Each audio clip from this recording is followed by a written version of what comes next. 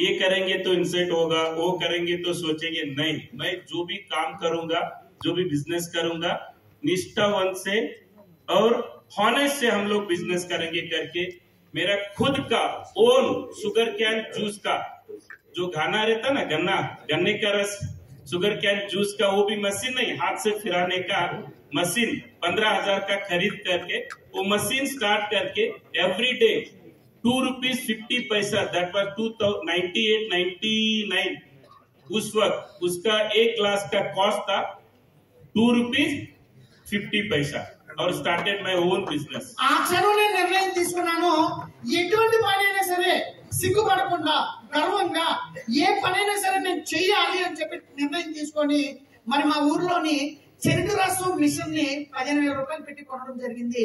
అది కూడా చేత్తో తిప్పే మిషన్.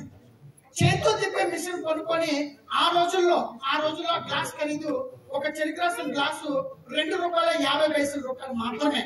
నేను అది మొదలు పెట్టడం జరిగింది, నా మొట్టమొదటి వ్యాపారం. वो भी एक ही प्लेस में नहीं है, क्योंकि अभी एक प्लेस में सब लोग सर्च करके बेचते हैं, लेकिन मैं घर घर जाके बेचता था. కానీ ఒక దగ్గర అమ్మేది కాదు వ్యాపారం. ఇప్పుడంటే ప్రతి ఒక్కరు కూడా ఒక దగ్గర సెటప్ చేసుకొని ఆ వ్యాపారం చేస్తున్నారు. కానీ ఆ రోజుల్లో ఆ బండి ఇంటింటికి నేను తోసుకొని వెళ్ళి ఒక్కొక్క గ్లాసు అమ్ముకునే పరిస్థితి నాకు. गली गली जाते थे, एपीएमसी है इधर, वहाँ मार्केट, कौन सा दिन मार्केट है, संडे सैटरडे मार्केट में जाऊं उधर लगाएंगे तो ज्यादा बिजनेस, उस दिन मार्केट के दिन ज्यादा बिजनेस होता करके उधर, और उस दिन एक लेबर लेता था हेल्प के लिए मैं, क्योंकि ज्यादा भीड़ रहती थी, ज्यादा बिजनेस होता तो एक लेबर में लेता था मेरे साथ फिराने के लिए. ఎక్కడైనా ఏదైనా మార్కెట్ జరిగినప్పుడు, ఒక సంత లాంటిది ఏదైనా జరిగినప్పుడు నేను అక్కడ వెళ్ళిపోయి ఆ బండి అక్కడ పెట్టుకొని, ఆ రోజు జనాలు ఎక్కువ ఉంటారు కాబట్టి, వ్యాపారం కొద్దిగా ఎక్కువ ఉంటుంది కాబట్టి ఒక మనిషిని సహాయం పెట్టుకొని ఆ రోజు ఆ సంతలో నేను ఆ చెరుకు రసం అమ్ముకోవడం జరుగుతుండేది. स्टार्टेड माय बिजनेस, నేను మొదలు పెట్టాను నా వ్యాపారాన్ని. लेकिन नींद नहीं लगता था. కానీ నిద్ర పట్టేది కాదు నాకు. जो मेरा ड्रीम्स था, ఏదైతే నా స్వప్నం ఉందో इससे जल्दी पूरा हो सकता है क्या, దీని వలన ఈ వ్యాపారంతో నా కళలు ఏవైతే ఉన్నాయో అవి పూర్తిగా జరిగే పరిస్థితి ఉందా? I am searching opportunity. నేను అవకాశాల కోసం నేను వెతకడం మొదలు పెడుతుండేవాడిని. Additional income and extra income कैसा मैं कमा सकता हूँ और ज्यादा कैसा मैं कर सकता हूँ.